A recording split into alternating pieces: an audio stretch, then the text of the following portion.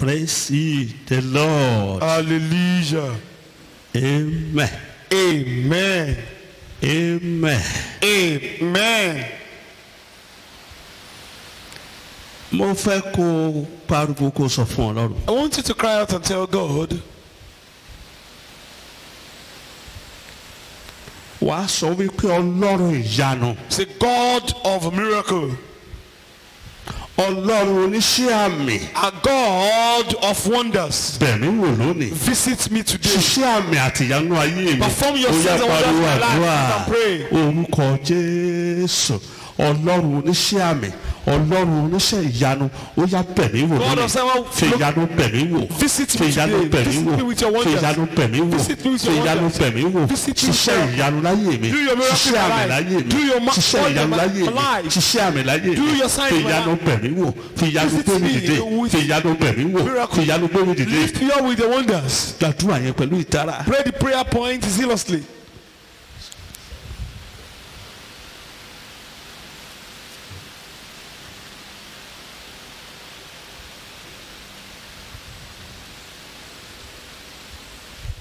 Àdúrà Jésù Kristi Olúwa wa. In Jesus' name of Sọ prayer. fún Ọlọ́run. Tell God. Gbogbo agbára tó sọ pé mi ò ní lọ sí ìpele tó kàn. Every power is saying I will not go to the next level. Kí n tó jáde níbí. Before I leave this place. Olúwa sọ wọ́n di òkú àdúrà. Orúkọ Jésù.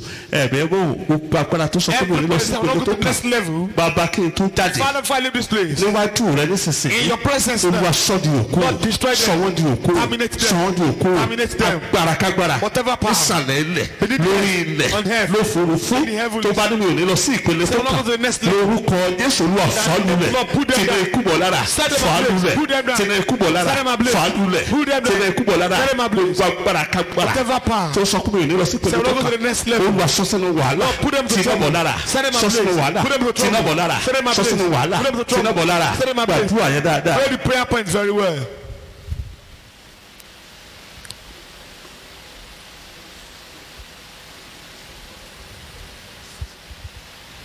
Àdúrà Jésù Kristi Olúwa wa. In Jesus' name we pray. Gbàdúrà yẹn dáadáa. Pray this prayer point very well. Gbogbo agbára tá a yàn tì mí. Every power stand against me. Wípé kí n má bàa léso rere láyé. For me not to have good fruit in life. Olúwa pa wọ́n run Lord, destroy pátápátá them ó yá àdúrà. Orúkọ Jésù. Agbára kágbára. Whatever power. Tí ọ̀tá lè yàn That tì the enemy mí. may Tí assign. òkùnkùn yàn tì mí. That can assign against Wípé mi ò ní ní èso rere láyé. good fruit in Olúwa life. máa run wọ́n. Lord, destroy Máa them. pa wọ́n run. Destroy Máa them. run wọ́n. Destroy Máa them. pa wọ́n run. Destroy Máa them. run wọ́n. Destroy Máa them. pa wọ́n run. Destroy them. Agbára kágbára. Whatever power. Nísàlẹ̀ lórí ilẹ̀. In the Nínú earth ẹgbẹ́ and àjẹ́. in Nínú witchcraft. èmèrè. Lórúkọ In the Jésù. spirit. Tó ní mi ò ní léso rere Say, I láyé. will not have good Olúwa run wọ́n. Lord, destroy them. Àrá run wọ́n. God that destroy Iná them. run wọ́n. Fire destroy Àrá them. run wọ́n. Fire destroy Iná them. run wọ́n. Fire destroy them. Àrá run Fire wọ́n. destroy them. Máa fi wọ́n ṣòfò orúkọ Jésù In Kristi. the name of Jesus.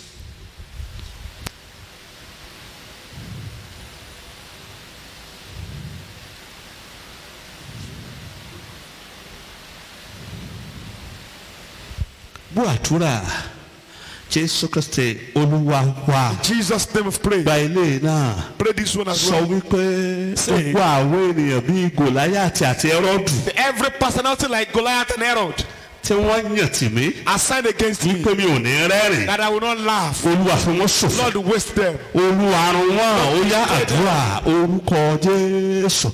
Gbogbo àwọn èèyàn bíi Gòláyátì àti Personality Hẹ́rọ́dù like Goliath and tí a Herod yàn tí àyànmọ́ mi assigned against tí a my yàn tí ògbó mi Assigned against my wípé mi ò glory. ní rẹ́rìn. That I will not Lórúkọ Jésù. in the name of Ọ̀run fi wọ́n ṣòfò. Heaven waste Ẹ̀mọ́ them. fi wọ́n ṣòfò. Holy Spirit waste Ọ̀run them. fi wọ́n ṣòfò. Heaven waste them. Ẹ̀mọ́ fi wọ́n Holy ṣòfò. Spirit waste them. Ọ̀run fi wọ́n ṣòfò. Heaven waste them. Ọ̀run fi wọ́n ṣòfò. Heaven waste them. Ẹ̀mí ló fi wọ́n ṣòfò. Holy Spirit waste them. Olúwa fi wọ́n ṣòfò lórúkọ Jésù Kristi. In the name of Jesus.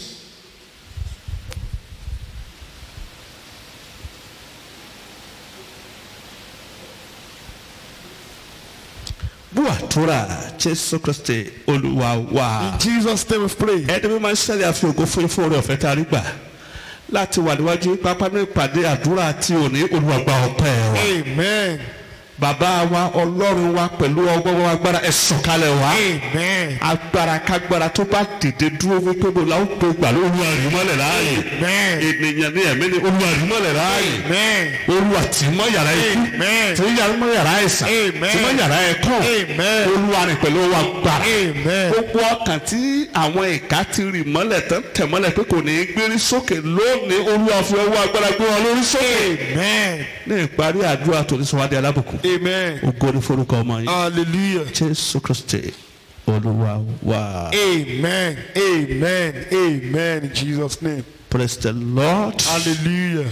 gbogbo àdìbò kí káàbọ̀ sínú ìpàdé àdúrà tí èní. I welcome everyone to today's prayer meeting ní orúkọ Jésù Kristi. in the name of Jesus Christ. bó ti wá lónìí wàá rí tiẹ̀ sí lórúkọ Jésù. Amen. àkòrí pàtàkì tí mo fẹ́ ká sọ̀rọ̀ lórí kó tó di pé mo lọ sínú àdúrà. The important topic I want to share with you before we start praying. òun ni mo kò ní àjàgà ìdádúró sójú kan ṣoṣo. The yoke of stagnancy. ohun tó burú jù láyé ni wípé kí ènìyàn jẹ́ aláìmọ̀kànmọ̀kàn. The greatest thing on earth is for someone to be an ignorant. kó o má mọ̀ nǹkan kó o wá máa ṣe bí ẹni tó mọ̀ ọ́. For you not to know something and be pretending as if you know. àánú rẹ̀ ṣe mí púpọ̀. I pity you. ìkan lára àwọn tí mo rí gẹ́gẹ́ bí ìkan tó burú jáì láyé. And one of the things that I see as the worst thing on earth òun ni kí ènìyàn má mọ̀ nǹkan kó wá máa ṣe bí ẹni tó mọ̀ is ọ́. for someone not to know but to pretend as if he or she tàbí kó knows. máa ṣe bí ẹni pé gbogbo nǹkan ló mọ̀. Someone to be doing as if he or she knows all.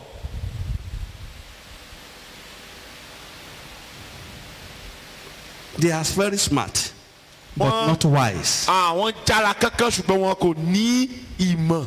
wọ́n jáfáfá ṣùgbọ́n wọn ò gbọ́n. But they are not wise.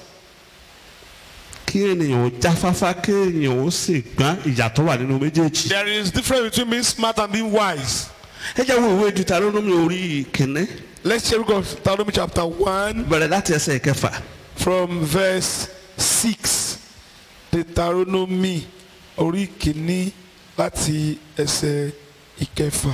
Ó kà báyìí, ó wí pé Olúwa Ọlọ́run wá sọ fún wa ní Hórébù wípé ẹ gbé orí yín sókè pẹ́tò ẹ yí padà kí ẹ̀yin kí ẹ sì mú ọ̀nà ẹ̀yìn pọ̀n kí ẹ Ọ̀nà sì yín pọ̀n. ọ̀nà yín pọ̀n kí ẹ sì lọ sí òkè àwọn ọmọ Ámórì àti sí gbogbo agbègbè rẹ̀ ní pẹ̀tẹ́lẹ̀ ní orí òkè àti ní àfonífojì àti ní ìhà gúúsù àti létí òkun sí ilẹ̀ àwọn ará Kénáánì àti sí Lẹ́bánónì dé odò ńlá nì odò Ífírẹ́tì wò ó mo ti fi ilẹ̀ náà síwájú yín ẹ wọ̀ ọ́ lọ kí ẹ sì gba ilẹ̀ náà. hallelujah.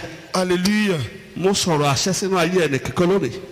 I spoke to one life today. wíkẹ́ kó o gba agbára ìta kankan láti ọ̀run wá lórúkọ Jésù. Amen. Ọlọ́run sọ̀rọ̀ níbí. Our God spoke here ó ní wọ́n ti dúró pẹ́ jù. that they've stayed too long, ó ní kí wọ́n tẹ̀síwájú. that they should run, eléyìí tó túbọ̀ sí pé which means àwọn gbàgbọ́ ènìyàn lè gbàgbọ́ pé òun tẹ̀ ẹ́ síwájú nígbà tó jẹ́ pé kò kúrò lójú kan. man can believe that he's moving forward while he is stagnated. ó lè máa rò lérò wípé You ayé can be òun tẹ̀ ẹ́ thinking that síwájú. the life is moving forward, making progress, ṣùgbọ́n but Olúwa ní ìhà ti Ọlọ́run ojú kan ṣoṣo ló wà. on the part of God, such is stagnated. ó ti wà lójú kan fún bí ọdún bíi mẹ́wàá. Which has been stagnated for 10 years. ṣùgbọ́n ó sì gbàgbọ́ pé wọ́n tẹ̀ ẹ́ síwájú. Such believes that he's making progress. àwọn mẹ́sítẹ̀ níbi wọ́n rìn wọ́n pòyì lójú kan ní. Israelites here were moving èyí around in òkè cycles. káàkiri. They were walking in cycles, moving they around the were very mountain. comfortable Ara sì there. tù wọ́n níbẹ̀. wọ́n rí pé àwọn ò ní ìṣòro kankan. And they believe that they don't have any problem. no pressure. Kò sí ìnilára kankan. ṣùgbọ́n ojú kan ni wọ́n wà. But they were stagnated. ẹ jáwé ìwé Deuteronomy orí kejì ẹsẹ̀ kẹta. Let's share the book of Deuteronomy chapter 2 verse 3. Yes. ẹ̀yin ti yí òkè yìí kápẹ́ tó ẹ padà sí ìhà àríwá kí ìwọ kí o sì fi àṣẹ fún àwọn ènìyàn pé. Hallelujah. Hallelujah. Stop going around. Move. ẹ dẹ́kun láti máa yí káàkiri ẹ tẹ̀ síwájú. Gbogbo wa ló jẹ́ wípé a ti fi ara wa jìn fún kankan. Every one of us has committed or dedicated ourselves to one thing. Ọlọ́run ti gbìn kankan sínú ayé wa. God has planted something in our lives. Some talents. Àwọn tálẹ́ǹtì. Abilities. Àwọn ipá. Knowledge. Ìmọ̀. And strength. Àti okun. Energy. Agbára. Onírúurú àwọn ẹ̀bùn ló ti gbìn sínú ayé He has ẹnìkọ̀ọ̀kan wa. planted different gifts into our lives. Gbogbo aládẹ ti fi jìn fún nǹkan kan. And one way or the other have been dedicated unto something. Àwọn ẹ̀bùn, àwọn tálẹ́ǹtì, àwọn òye tàbí ọgbọ́n, gbogbo tí ó fún wa láti fi jìn fún nǹkan kan pàtó. The gift, the talent He has given us is what we have dedicated unto something. Bóyá dáradára tàbí búburú. Either for good or for evil. Bóyá ohun tó tọ́ tàbí tí ò tọ́. Either for the right or for the bad. Ẹwà rẹ, ẹ̀bùn rẹ lè jẹ́ pé o ní ẹwà lọ́kùnrin tàbí obìnrin. O lè ní ohun tó dára. You may be beautiful as a lady, handsome as a lady, but handsome as a man and O good ti voice. fi jìn fún nǹkan kan. You have dedicated unto something. Bóyá ohun tó dára tàbí ibi. Either for good or for evil. Bóyá ohun tí ó jẹ́ ti Ọlọ́run tàbí eléyìí tí kò jẹ́ ti Ọlọ́run. Either for God or to things that are not of God. O ti bẹ̀rẹ̀ sí ní lo àwọn ẹ̀bùn rẹ fún tí o fi jìn fún You wọn. have started using your gift onto things that you have dedicated it to. Whether thoughtfully or unthoughtfully. Bóyá nípa ti èrò tàbí àìlérò. Kí hallelujah. Hallelujah.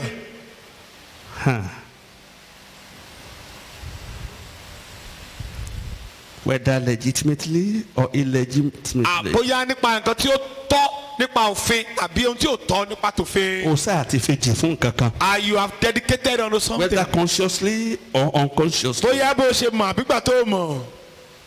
O ti fi jìn fún nǹkan kan. You have dedicated unto something. Bí a ti lo àkókò wa. The way we spend our time. Owó wa. Our money. A ti ń lò fún tá a fi jìn fún. We are using it for what we dedicated into. Ẹ jẹ́ sọ nípa arábìnrin kan. Let me share the story of a woman. Ọkàn rẹ̀ balẹ̀ púpọ̀. So comfortable. Onígbàgbọ́ ni. A Christian.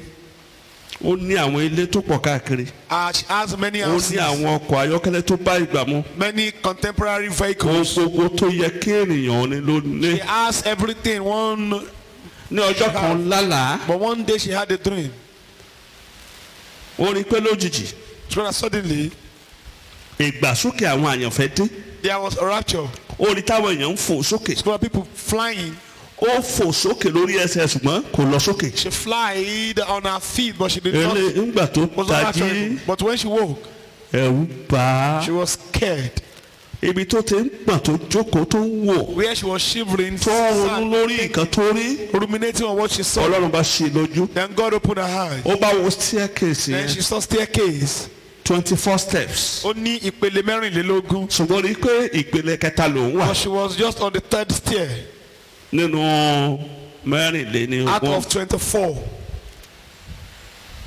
Síbẹ̀ ní ìpele kẹta yìí mo sọ fún yín pé ọkàn rẹ̀ balẹ̀. Still, at the third stair, she was Ó comfortable. wà òkè. She was okay. Ṣùgbọ́n But as far as the heaven is concerned, bí ó ṣe kan ti ọ̀run o, she was stagnant. ó dúró lójú kan. Níbi tó tọ́ Ọlọ́run ti ṣe lójú yẹn, ó wá rí report Where card. God opened her eyes, she saw a report card. Awakọ̀ 22% síbẹ̀. And they wrote 22% there. Ìdá méjìlélógún nínú àádọ́rùn-ún. Wọ́n ní ohun tí ò jẹ́ kúrò ní ìgbàsókè nìyẹn. And they told her that this is the reason why you were That you not are rapturable. stagnant for years. Pé o ti wà lójú kan fún ọ̀pọ̀lọpọ̀ ọdún. There are 5 facts Òkodoro márùn-ún ló wà nípa ayé tó o gbọ́dọ̀ mọ̀. about life that you must know.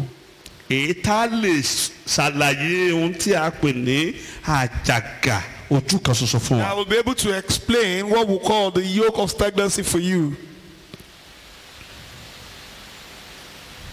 You are unique and unrepeatable creation.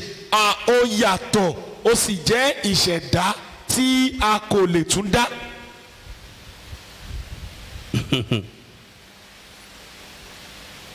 ìyẹn ni pé a ṣètò rẹ fún iṣẹ́ kan gbòógì a dá ọ láti wá ṣe nǹkan kan gbòógì. It means you were created to do a certain assignment.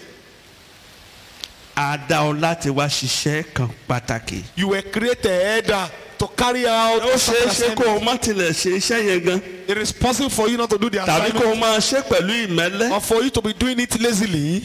bó ti wù kí ayé rẹ ó tura tó No matter how comfortable your bó life ti wù may kí be, o lówó tó no matter how rich you are, as far as heaven is bí ó concerned ṣe kan ọ̀run you are stagnant. o, ó wà lójú kan. pé ọmọ ẹ̀rọ nígbàgbọ́ tó pẹ̀yìndà And you see a Christian who kì í backslides. sọjọ́ tó pẹ̀yìndà It is not the day that the Olú Christian ti backslides pẹ̀dà. that has backsliding. ó ti pẹ́ tó ti pẹ̀yìndà. Means the Christian has backsliding for so long. èkejì Number 2, your life can be what you want it to be. ayé rẹ lè jẹun tí o fẹ́ kó jẹ́. ìkẹta Number 3,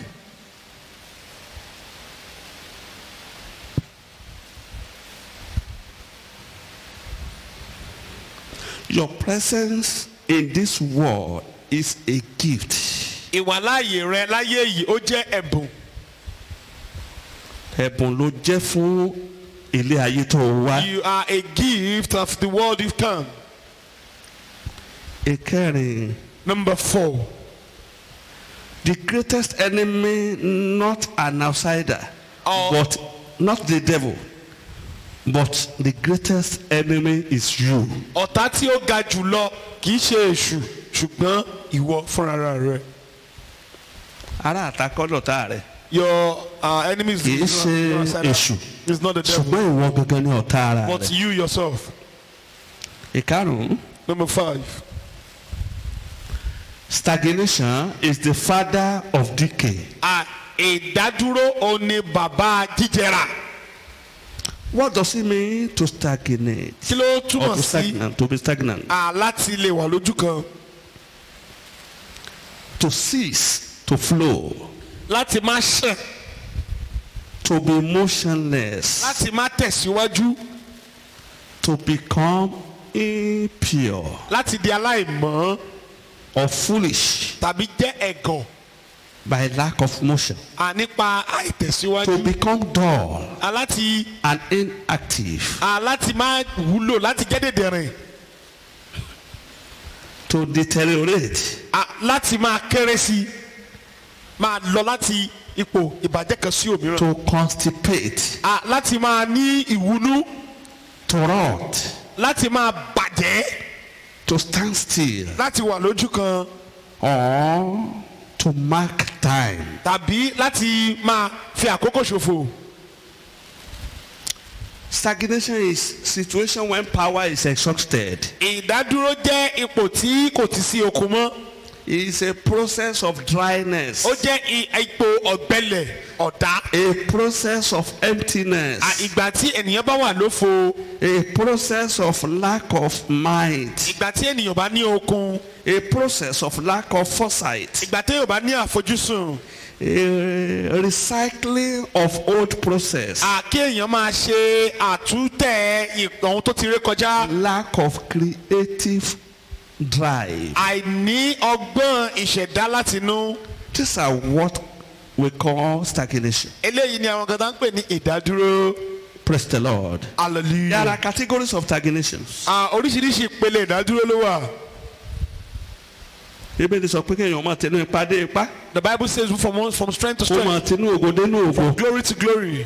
Tí o bá ti tinú ògo dénú ògo. If you don't move from glory to Tó o glory, tinú ipá dénú go ipá. from strength to strength, Tó o tinú oore ọ̀fẹ́ dénú oore ọ̀fẹ́. grace, Tó o tinú agbára dénú agbára. power to power, Tó o tinú ìfàmì òróyàn dénú ìfàmì òróyàn. anointing, You are defined as being stagnant. a lè sọ wípé ó wà lójú kan. different categories of stagnancy. Oríṣiríṣi ìpele ìdádúró. Number 1, Àkọ́kọ́, general stagnancy. ìdádúró gbogbogbò. Everything about the person is not moving at all. Ohun gbogbo tó ní í ṣe pẹ̀lú ẹni náà kò tẹ̀síwájú rárá. Is moving. Kò sí nǹkan kan tó ń tẹ̀síwájú.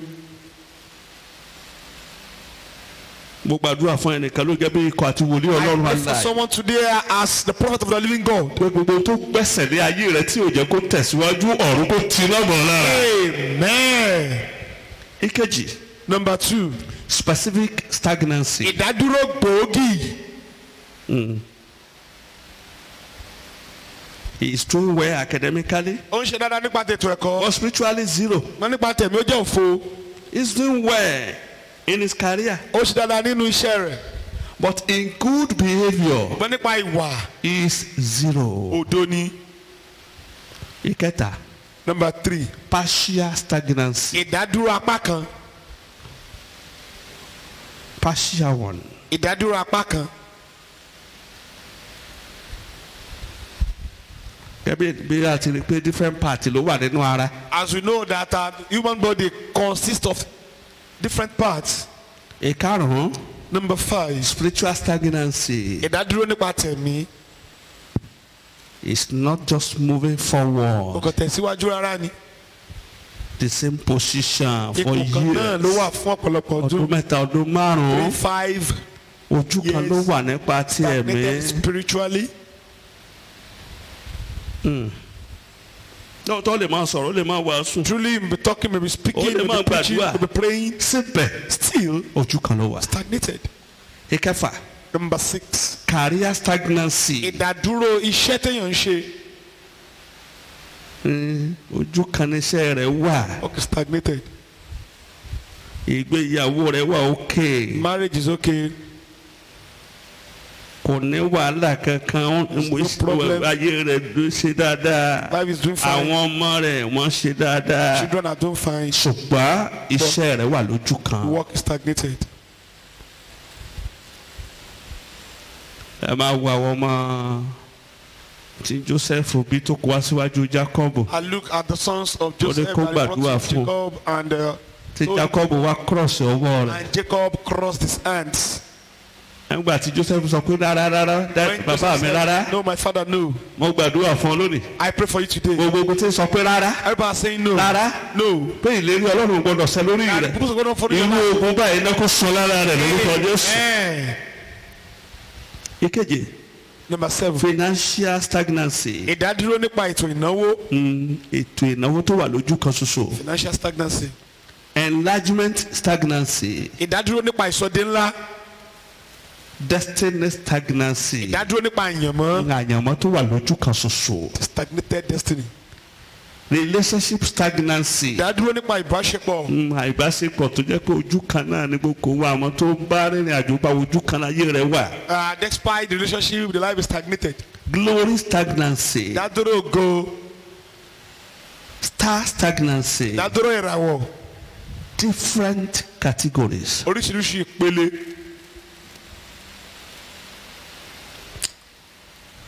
Àdìtú tó wà nínú ìdádúró ni wípé The mystery in stagnancy is that èèyàn lè wà lójú kan kó mọ̀ kójú kan ló ń wà. one can be stagnated and may not know. Life is dynamic. Ayé ó yí. Ṣùgbọ́n nǹkan kékeré lè dúró lójú ẹsẹ̀ ìrìn àjò ayé ni kó sì dúró sójú kan. But a little obstacle may stand on one's path and stagnate such. Bí Ọlọ́run bá ṣí ọ̀pọ̀lọpọ̀ lójú lónìí ibi tó yẹ kó wà tó rí ibi tó wà lọ́wọ́lọ́wọ́ abúṣẹ́kùn ni. If God should open the eyes of many and see where they are and where they should be, they will be crying. Ìdí ni tí mo fi fẹ́ràn àwọn oníwàásù tó wàásù nípa wípé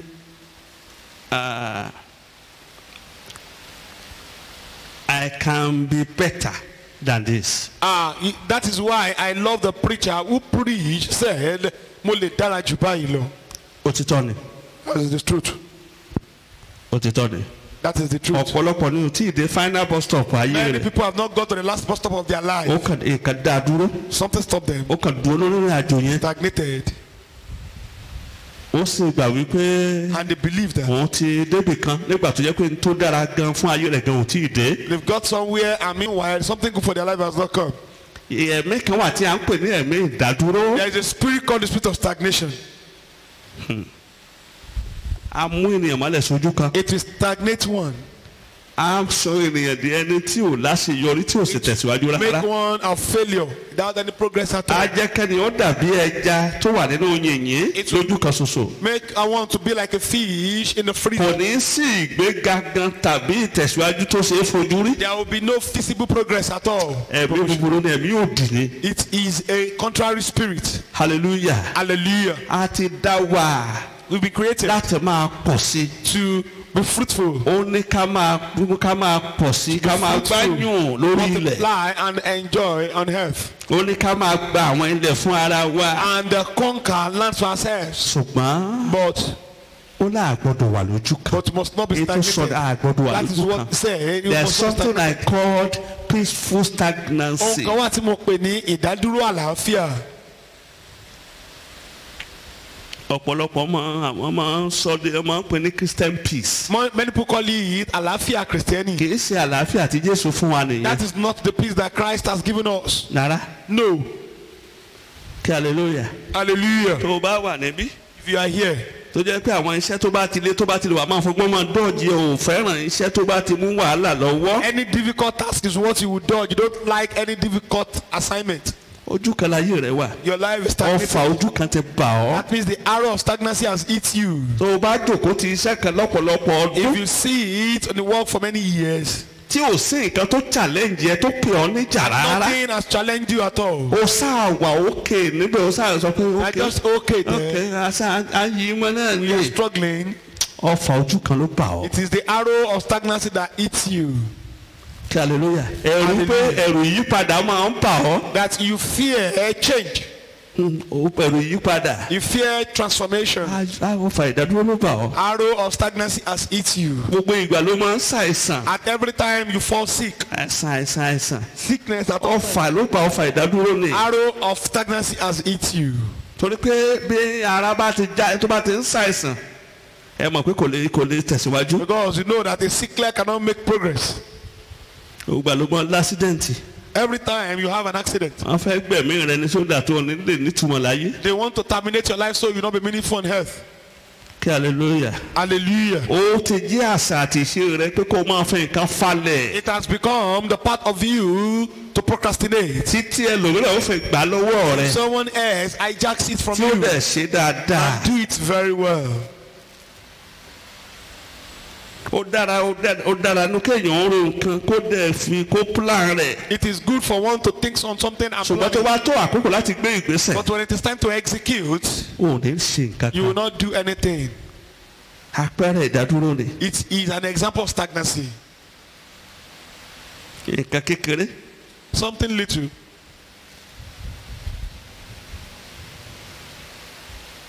tó yẹ kó o ṣe lákòókò. That you should do on time. tàbí tó bá tẹ̀ ṣe nǹkan tí ò dára. And if you o do kì í something bad, jẹ̀bi ń tiẹ̀ lómi ló di ẹ̀bi lé lórí. you are not always guilty. Rather, you shift your blame on o someone kì í else. jẹ̀bi wà máa ń lágbájá ló fà òun ló fà òun ló jẹ́ kó rí bẹ́ẹ̀ Someone yẹn. made it to be like this. Rárá. No. lack of organization Àìní ètò. is a sign of stagnation. Ó jẹ́ àmì ìdádúró. lack of vision, Àìní àfojúsùn. lack of foresight, Àìní àfojúsùn àbí ìran. roaming around the same place. Àrínrìn káàkiri lójú kan. No more challenges, A kò sí ìpèníjà. no more light to move forward. Kò sí ìmọ̀ láti tẹ̀síwájú mọ́. irú àwọn àpẹẹrẹ wọn ni àpẹẹrẹ ìdádúró ọfà ìdádúró These ni. are examples of arrows of stagnation. lack of godly counsel. Àìní ìmọ̀ràn ti Ọlọ́run. One of the mystery of stagnation is that it can be a demonic attack. Ìkan lára àwọn àdìtú ìdádúró ni pé ó lè jẹ́ ìkọlù èṣù. ọ̀tá lè mọ̀ kó gbógun tì ọ́ kó takò ọ́ nílẹ̀. Enemy may kó sì deliberately sọ wage pé ò against ní you tẹ̀síwájú kó and sọ lè say jà. you will not move ó forward. ní ìgbà And tó o bá make jà kó o tó lè it- tẹ̀síwájú. It is until you fight that you move forward. ọ̀tá lè sàbálẹ̀ ọ kó sàbálẹ̀ ayé rẹ nínú òkùnkùn. Enemies can lay embargo and incubate your life. ó wá jẹ́ kó o máa gbé ayé tí ò láfojúsùn. And make you to live a life of no focus. ó sọ kó o máa gbé ayé olóorun. And make you to live a life of a slumber. Hallelujah. Hallelujah. You have what I called eternal suppressor. O ní nǹkan tí mo pè ní àwọn tí wọ́n rìn ní mọ́lẹ̀ láti inú. Àtẹ̀rí ẹni ba láti inú. Suppress you from within. Hallelujah. Hallelujah. It is true. Òtítọ́ ni. You are claiming authority. Ó ń pàṣẹ. But you have no ground. Ṣùgbọ́n o kò ní ilẹ̀. Kò sí àṣẹ kò lágbára kankan. You have no power. Ẹ̀mí àrìnkiri ẹ̀mí ìdádúró ni o. A spirit of vagabond is a spirit of stagnancy. If you are resistant to change. Àti o bá tako ìyípadà. O jẹ́ nìkan tí o ti dádúró ná. It means you are stagnated already. Ọfà ìdádúró lélẹ́yìí. This is an arrow of stagnancy. Ní ọjọ́ ogun jíjà àti àdúrà tó gbóná ni. Today is a day of serious warfare and prayer. Láti tako ẹ̀mí àdánidúró fìyà jẹ nìyí. To stand against this spirit of stagnation and waster. Kí hallelujah. Hallelujah. Kí hallelujah. Hallelujah. Wọ́n tí ọ̀pọ̀lọpọ̀ nílò lẹ́nu ni wípé. What many people need today is láti lè kọjá àwọn tó ti síwájú rẹ̀. to overtake those who have gone ahead of them. Òun ni kí Ọlọ́run kó fún ọ ní agbára tí èèyàn fẹ́ ta kánkán. Is for God to give you the power of acceleration. Pẹ̀lú eré. And with speed. Láti lè síwájú àwọn tó ti To síwájú rẹ̀. overtake those who have gone ahead of you. Mo sì gbàgbọ́ pé Ọlọ́run yóò ṣe bẹ́ẹ̀ nínú ayé rẹ lónìí. Amen. Mo sọ̀rọ̀ agbára mo gbóhùn àṣẹ sókè lónìí. I lift up the voice of authority today. Mo ní kó o gba agbára àti síwájú àwọn tó síwájú rẹ lórúkọ Jésù. Amen. Wà á kọjá àwọn tó ti kọjá rẹ. Amen. Wà á kọjá àwọn tó ní ẹ̀bùn jù ọ́ lọ. Amen. Àwọn tí wọ́n farajì jù ọ́ lọ mo ní wà á kọjá wọn. Amen. Àwọn tó mọ̀wé tí wọ́n lóye jù ọ́ lọ mo ní wà á kọjá wọn lórúkọ Jésù. Amen. Mo gbàdúrà fún ọ. Bí Olúwa ti ń bẹ tẹ́mi rẹ̀ ń bẹ láàyè. Àwọn ọ̀gá rẹ̀ gangan lórúkọ Jésù wo ló jù wọ́n lọ.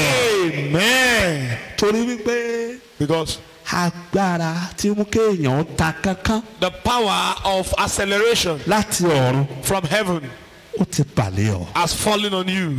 Ó ti balẹ̀ ọ. Has fallen on you. Kí hallelujah. Hallelujah. Ayé rẹ yóò ya àwọn ọ̀tá rẹ lẹ́nu. Amen. Yóò sì ṣẹ̀rù bà àwọn ọ̀rẹ́ rẹ pẹ̀lú. Amen. Hallelujah. Hallelujah. Ètò Ẹ́sítérì yí padà láàárín ọjọ́ mẹ́rìnlá. Esther's story changed within 14 days. Ìtàn ayé rẹ yóò yí padà sí rẹ. Amen. Ìtàn Bátílómẹ́ù yí padà láàárín wákàtí díẹ̀. The story of Bartimaeus changed within Mo ní mo sí torí pé mo jẹ́ ìránṣẹ́ àti kan Olódùmarè ìtàn rẹ yóò yí padà sí rẹ. Amen. Lẹ́yìn tí arákùnrin yẹn ti lo aláìsàn yẹn ti lo ọdún 18 ní etí adágún odò Bethsaida. After the man had spent 38 years beside the pool of láàárín wákàtí díẹ̀ ìtàn rẹ̀ yí padà sí rere. Bóyá ó rọrùn fún ọ̀tá rẹ̀ àbí ó rọrùn fún mọ́ sọ ní orúkọ Jésù tó borí gbogbo orúkọ wọn ní ìtàn rẹ̀ kó yí padà sí rere. Amen. Bóyá àwọn àjẹ́ ilé yín ó fẹ́ tàbí wọn fẹ́. Either the witch of your house like it or not. Ìtàn rẹ̀ gbọ́dọ̀ yí padà sí rere. Amen. Mo ló gbọ́dọ̀ yí padà sí rere. Amen. Ó gbọ́dọ̀ yí padà sí rere. Amen. Mo ní kó yí padà sí rere. Amen. Kó yí padà sí rere. Amen. Àmì méje tó ní agbára. Amen. Amen. Amen. Amen. Amen. Amen. Amen. In Jesus' name. Hallelujah. Hallelujah. Keys to deal with the yoke of stagnancy. Kọ́kọ́rọ́ láti lè dojú kọ àjàgà ìdádúró. Number 1. Àkọ́kọ́. Get born again. Di àtúnbí. Not negotiable. Eléyìí kò sí ìdínàdúrà ń bẹ̀. 2. Ìkejì. Never think and speak negatively. má ṣe máa sọ̀rọ̀ òdì sí ara rẹ. á dàbí ìgbà tó bá ń gbógun ti Ọlọ́run tó ń bọ́ Ọlọ́run jà ní. It will look as if you are waging war against God. tẹ́lẹ̀. ìkẹta. have a divine encounter. ní ìbápàdé láti òkè wá. 4. kẹrin. let the flesh die. jẹ́ kí ẹran ara ó dòkú. don't allow the flesh to control you. má ṣe jẹ́ kí ẹran ara kí ó darí rẹ. 5. karùn-ún. be filled with the Holy Ghost. a kún fún ẹ̀mí mímọ́. 6. kẹfà. be a prayer addict. di ẹni tí ó ń gbàdúrà lọ́sàn-án. 7. keje. be a Bible addict. jẹ́ ẹni tó ń ka bíbélì ní gbogbo ìgbà. 8. kẹjọ. engage in purposeful fasting. a máa gba àwẹ̀ tó nídìí. 9. kẹsàn-án. learn how to wrestle in prayer. kọ́ láti jà nínú àdúrà. 11. ìkọkànlá. do not compare yourself with anybody. má ṣe fi ara rẹ wé ẹlòmíràn. Bíbélì sọ wípé. The Bible says. ó ní fífi ara rẹ wé ẹlòmíràn. comparing yourself with anyone else. ó ní ògbà. it means you are not wise. 12. kejìlá. focus on your potentials. àfojúsùn àwọn ohun and not your limitations. kì í ṣe àwọn gbèdéke àbí ìdínkù rẹ. be a God pleaser. jẹ́ not tẹ́ Ọlọ́run lọ́rùn. people's pleaser. iṣẹ́ tó ń tẹ́ ènìyàn lọ́rùn. 14. ìkẹrìnlá. learn how to handle criticism. kọ́ láti lè ṣe àmójútó àwọn ọ̀rọ̀ tí wọ́n bá sọ fún ọ tí ò tẹ́ ọ lọ́rùn. 15. ìkarùndógún. be persistent and never give up. a má ṣe máa ní àforítì kó má sì ṣe jáwọ́. choose the right relationship. àyàn ìbáṣepọ̀ tí ó dára. mọ̀rọ̀ ọ̀rẹ́ tó fẹ́ yàn. no type of friend you want to ní have. fáwọn tó dára ní. make sure that they are good people. not party wawa. kì í ṣe àwọn tó fẹ́ràn máa lọ pati gbogbo kì í ṣàwọn ọ̀mú. not drunkards. àwọn ọ̀rẹ́ gidi kò yàn. have good friends. mọ lọ́rẹ́ tí ò lè gbàdúrà kó lọ́rẹ́ rẹ ni. don't have friends who cannot pray. kó sáà máa jẹun sáá. they will just be eating and eating. 17. ìkẹtàdínlógún. discover your destiny. àṣẹ àwárí àyànmọ́ rẹ. 18. ìkejìdínlógún. conquer your fear. borí ẹ̀rù rẹ. 19. ìkọkàndínlógún. go out of your ways to be the blessing to others. a rí i wípé o jẹ́ ìbùkún fún àwọn ẹlòmíràn. 20. ogún. be broken and humble. rí i pé o di wíwọ́ palẹ̀ kí o sì jẹ́ onírẹ̀lẹ̀. last one. eléyìí tí ó parí rẹ̀. mo bá láwọn àdúrà tó yẹ kó o gbà tó o ti gbà tán. there are some prayers you need to pray but you have not prayed everything. múra láti gbà á. prepare to pray them. múra láti gbà á. prepare to pray them. ó dára fún ọ lórúkọ Jésù. amen.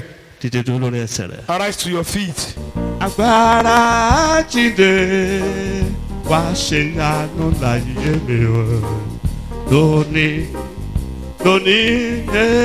wá ṣe àánú láyé mi Olúwa. agbára jíde wá ṣe àánú láyé mi lónìí wá ṣe àánú láyé mi. agbára jíde wá ṣe àánú láyé mi lónìí wá ṣe àánú láyé mi. There is power mighty in the blood. There is power mighty in the blood. Yeah, there is power mighty in the blood of Jesus Christ.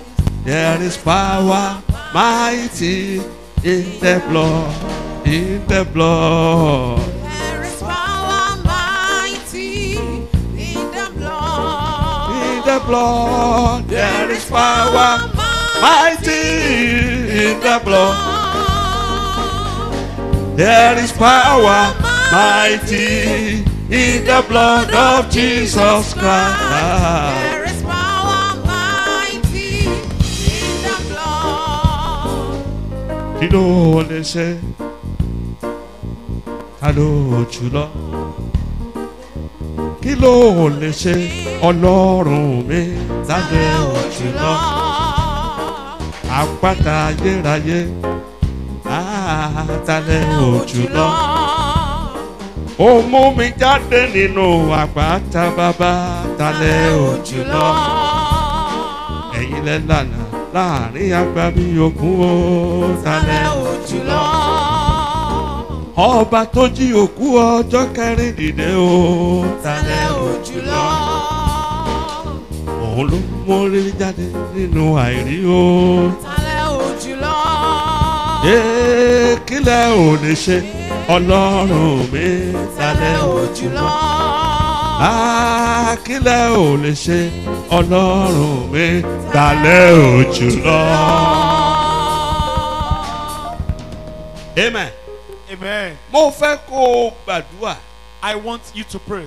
Mo ní Olúwa. Say, Lord, gbogbo ibi tí mo ti ṣẹ̀. everywhere I've sinned tí ayé mi fi wà lójú kan that ṣoṣo. has made my life to be stagnated. ìkórìtà ta ni wà máa dárúkọ àwọn ẹ̀ṣẹ̀ tó And this mọ̀. junction where you mention the sins you Olúwa know. dáríjì mi. Lord, forgive me. fi ẹ̀jẹ̀ rẹ wẹ̀ mí. Please ó do yá your pariwo blood. àdúrà. Stand and pray. Orúkọ Jésù Kristi. Gbogbo ibi tí mo ti ṣẹ̀ tó dá mi dúró sójú kan. You have sinned and stagnated my Olúwa life. dáríjì mi. Lord, forgive me. fi ẹ̀jẹ̀ rẹ wẹ̀ mí. Cleanse me with your blood. dáríjì mi. Forgive me. fi ẹ̀jẹ̀ rẹ wẹ̀ mí. Cleanse me with your blood. dáríjì mi. Forgive me. fi ẹ̀jẹ̀ rẹ wẹ̀ mí. Cleanse me with your blood. ibi tí mo ti ṣẹ̀ Sin tó dá ayé mi dúró stagnated my life. tí òjò tẹ̀síwájú Allow my life to move sáà forward. dáríjì mi. Forgive me. ló ti àgbélé Consider the cross. Olúwa dáríjì mi. Lord, forgive me. ló ti ẹ̀jẹ̀ rẹ Consider your blood. Olúwa dáríjì Lord, mi. forgive me. ló ti àgbélébù Consider the cross. ṣàánú fún mi Forgive me. ṣàánú fún mi Forgive me. ṣàánú fún mi Mercy on me. lórúkọ Jésù ṣàánú fún mi. In the name of mercy on me. bú àdúrà Jésù Kristi Olúwa wa. In Jesus' name we've prayed. wàá sọ wípé You will say, gbogbo òkùnkùn tá a yàn tì mí every darkness has stand against láti me rí ògo mi sínú ẹrọ̀fọ̀. to bury my glory in the mud. Olúwa sọná sí i lára ó yá àdúrà orúkọ Jésù gbogbo òkùnkùn táyọ̀ ọ̀tá Every yàn tì darkness stand mí against me láti rí ògo mi to bury ògo my ọmọ mi sínú glory ẹrọ̀fọ̀ in the mud. Olúwa tìǹà bọ̀ lára Set them ablaze. ṣe ìpínyà Separate us. tìǹà bọ̀ lára Set them ablaze. ṣe ìpínyà Separate us. tìǹà bọ̀ lára Set them ablaze. òkùnkùn kókùnkùn Whatever tá a darkness yàn tì stand mí against me. láti ti ògo mi wọnú ẹrọ̀fọ̀ Put my Olúwa bury tìǹà my bọ̀ lára. God. Set them ablaze, O Lord. Gbàdúrà yẹn pẹ̀lú ìtara.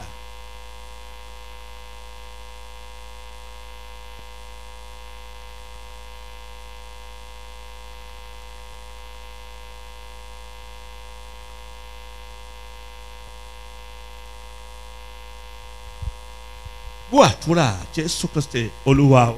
In Jesus' name we've prayed. Sọ fún Ọlọ́run Tell God, gbogbo agbára kágbára whatever power tí wọ́n ní kó dá mi dúró tipátipá assigned to stop me by force, ìnílò láyé mọ̀.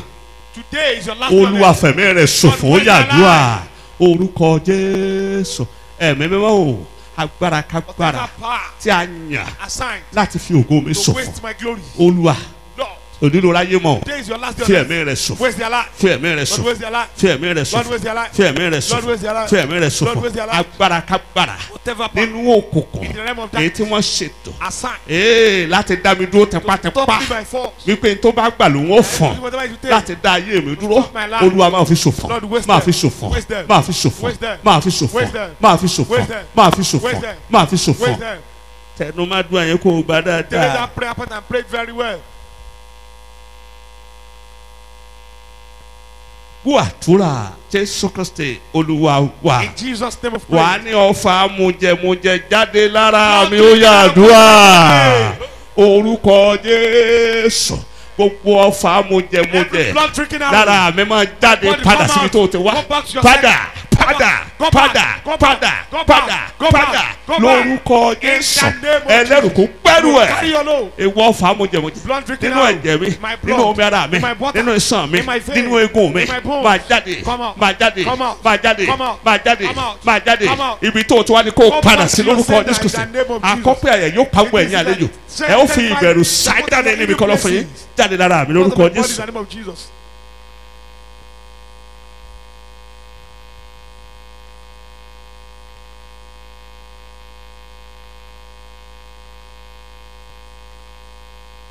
gbọ́ àdúrà Jésù Olúwa wa. In Jesus' name we pray. Wà á ní gbogbo àpéjọ àwọn apẹ̀gàn. Every gathering of tí wọ́n ń pẹ̀gàn àdúrà mi. reproachers reproaching my prayer. Olúwa fi iná tú wọn ká ó yá àdúrà. Orúkọ Jésù ẹ̀mí mímọ́ o. Gbogbo àpéjọ àwọn pẹ̀gànpẹ̀gàn Every tí gathering wọ́n ń of pẹ̀gàn àdúrà mi. reproaching my prayer. Olúwa tú wọn ká. Lord, scatter them. Ẹ̀nà tú wọn ká. Fire scatter Fi them. ìbànújẹ́ tú wọn Scatter ká. them with sorrow. Fi ọ̀fọ̀ tú wọn ká. Scatter them with sorrow. Rọ̀jò iná sínú àjọ Rain wọn. fire to their Lọ gathering. sínú àjọ àwọn apẹ̀gàn. Go into the Máa gathering of tú wọn ká. reproachers. Scatter them. Tú àjọ wọn ká. Scatter their Máa gathering. tú wọn ká. Scatter Tú them. àjọ wọn ká. Scatter their Máa gathering. tú wọn ká. Scatter them. Tú àjọ wọn ká. Scatter their Wọn ò gbọdọ̀ dúró. They must not stand. Ó ní wọn ó kó ara wọn Bible jọ. said they shall Torí pé scatter. kì í ṣe nípa ti For Ọlọ́run. the presence of the Lord. Ó ní àwọn fọmọ They shall tútú. be scattered. Olúwa fọmọ tútú. Scatter them. Fọmọ tútú. Scatter them. Fọmọ tútú. Scatter them. Kí màá wọn dasán. And let Kí their èrò wọn gathering dasán. come to Kí naught. àjọ wọn Let dòfo. their gathering Bẹ́ẹ̀ come ni to kò naught. rí. So shall it be. Jésù Olúwa wa. In Jesus' name we pray. Amen. Amen. Mo fẹ́ kó o gbàdúrà ilé dáadáa. I want to pray this prayer very well. Wàá máa ní gbogbo ogun tí wọ́n fẹ́ fi dá mi dúró. Every battle they want to use to stop me. Mo fẹ́ kó o gbà pẹ̀lú I want ìtara. you to pray it zealously. Ogun tí wọ́n fẹ́ fi dí mi dáhùn tí wọ́n fẹ́ dí ojú ọ̀nà ayé mi. The battle they want to use to stop the path of my So life. that wọ́n lè mọ ajẹ́ kó waste àwọn àkókò rẹ títí ọjọ́ rẹ ó fẹ́ So you lọ. can waste your time till your time fades away. Wàá mọ ogun náà ilẹ̀ kó gbé mi. Say, Ilẹ̀ gbé mi. swallow it. Ilẹ̀ gbé mi. Swallow it. Ilẹ̀ gbé mi. Swallow Ó yá it. pariwo àdúrà. Pray. Orúkọ Jésù ẹ̀mí mọ́ o. Mo ní gbogbo ogun tí ọ̀tá gbé sí Every ojú ọ̀nà ayé battle mi. that the enemy is placed on my Láti way. fi dá mi to dúró. stop me. Ilẹ̀ kó máa gbé mi. Swallow Ilẹ̀ it. kó máa gbé mi. Swallow it. Ilẹ̀ kó máa gbé mi. Swallow it. Gbà pẹ̀lú ìtara.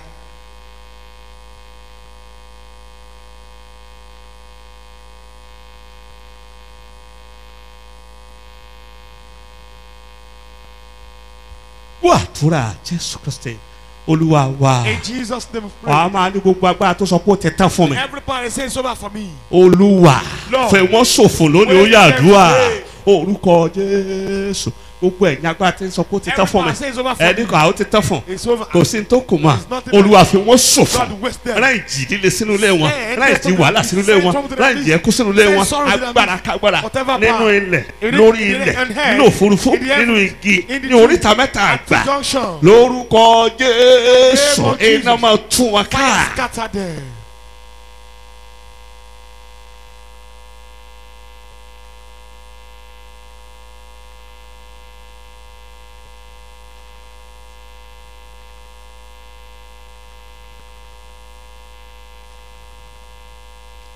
Gbọ́ àdúrà Jésù Kristi Olúwa wa. In Jesus' name we Báyìí pray. lè dáadáa. Pray this one very well. Ẹ̀yin ọ̀dọ́ tó wà gbàdúrà. Youths who are here, pray.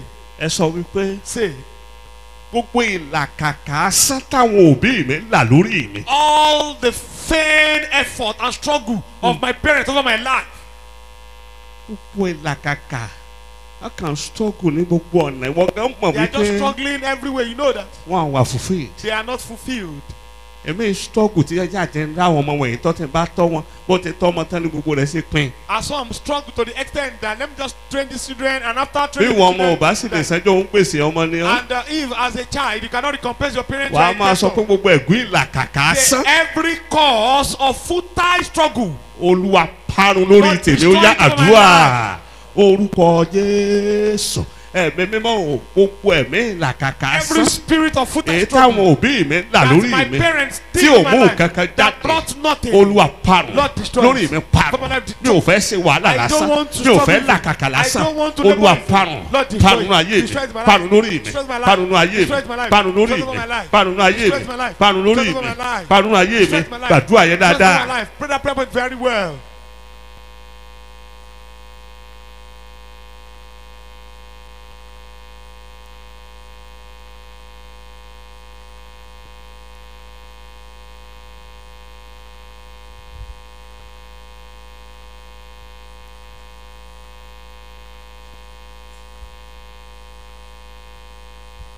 Gbọ́ àdúrà Jésù Kristi Olúwa wa. In Jesus' name we Wàá pray. pariwo You cry out. wàá ní gbogbo ẹ̀gún ká ṣiṣẹ́ bí ẹrú.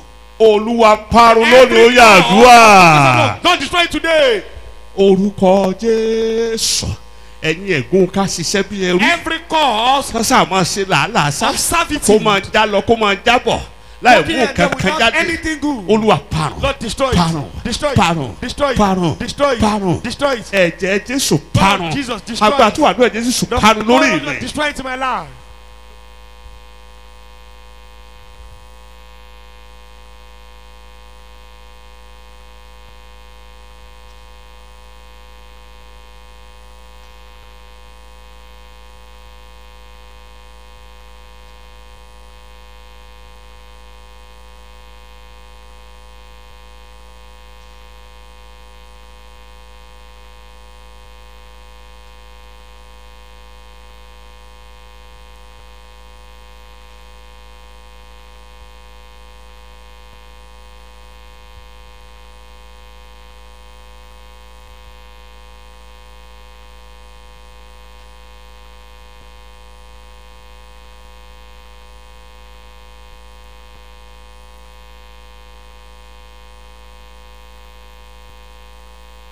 gbọ́ àdúrà Jésù Kristi Olúwa wa. In Jesus' name we prayed. wàá máa sọ pé Now you will say, iná láti ọ̀run fire from heaven, agbára láti ọ̀run power from heaven. ó yá mú mi kó lójú kan báyìí. Take me away from jẹ́ kí stagnation. ayé mi ó sáré ó yá pariwo àdúrà orúkọ Jésù ẹ̀mí mímọ́ agbára láti òkè Power wá from heaven. láti síwájú àwọn tó ti síwájú Overtake those who are going agbára ahead of me. láti òkè wá Power from heaven. èyí tí omi síwájú àwọn tó ti lọ síwájú mi ó yá pàdé mi Lord, me, pàdé follow mi me, follow pàdé me, mi follow me, pàdé mi follow me, pàdé mi follow pàdé me, mi follow pàdé me, mi follow me, pàdé mi follow me, pàdé mi follow me. lórúkọ Jésù mo ní kó In pàdé the mi. name of Jesus, follow me.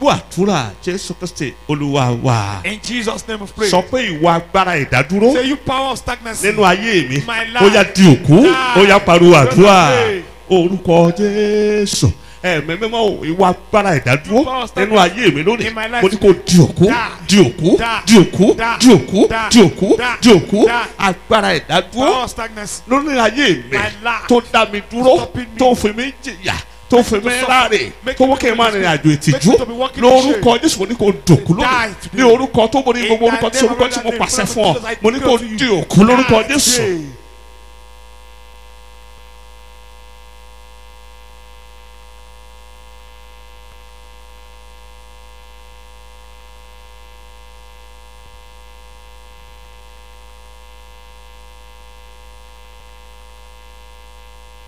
gbọ́ àdúrà Jésù Kristi Olúwa wa. In Jesus' name we prayed. wàá bù papọ̀ báyìí. We call it together like this. ẹ̀mí ìdádúró Spirit of stagnancy ilé bàbá mi of my father's house, ti ilé ìyá my mi mother's house.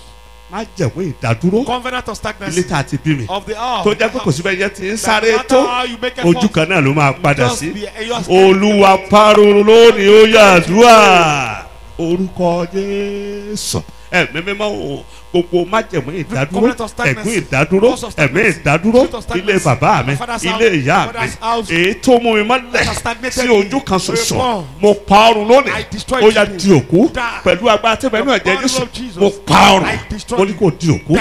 mo parun I destroy mo ní kó di òkú Die. mo parun I mo ní destroy kó di òkú Die. o ò lè dá mi dúró You cannot stop ẹ̀rọ me. ló pa You are a ní liar. orúkọ Jésù In the Kristi name of o ò Jesus. lè dá mi dúró cannot stop mo ní me. kó di òkú Die. di òkú Die. di òkú Die. di òkú Die. di òkú Die. di òkú Die. lórúkọ Jésù In Kristi. the name of Jesus.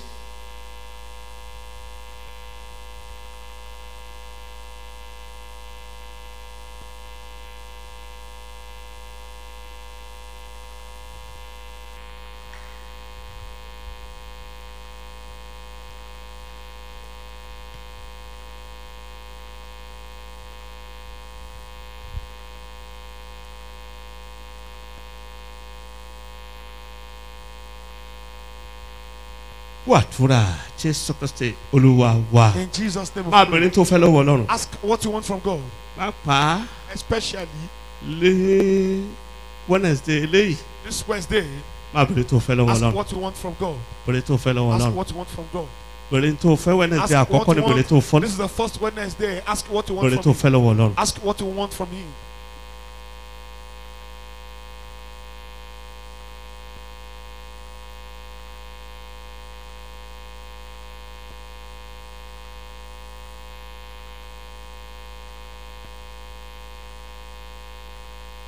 Wàtúrà Jésù Kristi Olúwa wa. Jesus' name of praise. Olùṣọ́ àgùntàn wa. Bàbá wa ní orúkọ Jésù Kristi gba ọpẹ́ wa. Amen. Ẹni mọ Ísítẹ́lì àsọpẹ́ ṣe fún ọ̀rọ̀ rẹ tó jáde gba ẹ̀yẹ wa. Amen. A ti gbàdúrà ìwọ ẹ̀mí ojú kan ṣoṣo nínú ayé àwọn tó gbàgbọ́ tí ń ṣe àmì pẹ̀lú iná mo ní kó jáde. Amen. Lóòótọ́ o lè ní májẹ̀mú pẹ̀lú ilé tí a ti jáde ṣùgbọ́n mo takò nípasẹ̀ ọ̀rọ̀ rẹ àti agbára tó wà nínú ẹ̀jẹ̀ Jésù Kristi mo dì ọ́ ní ìgbèkùn mo sì lé ọ jáde pẹ̀lú iná mo ní kó jáde. Amen. Ó ti lè fìdí múlẹ̀ kó o tẹ máa dá wọn alágbára dúró láti ọ̀pọ̀ ọdún tí ò sẹ́nìkan tó ṣe é fi yan gẹ̀lú gbogbo ìran bíi 2, 3, 5. Mo pàṣẹ ọjọ́ rẹ pé lóní ò lè dá wa dúró bó o bá dúró bí odi ó yá wó lulẹ̀. Amen. Tó o bá dúró bí òkùnkùn mo ní kó parẹ́. Amen. Mo ní tó o bá dúró bí odò ńlá agbára tó pín Jọ́dánì níyà tó pín òkun náà ó yá kó pín ìpínyà.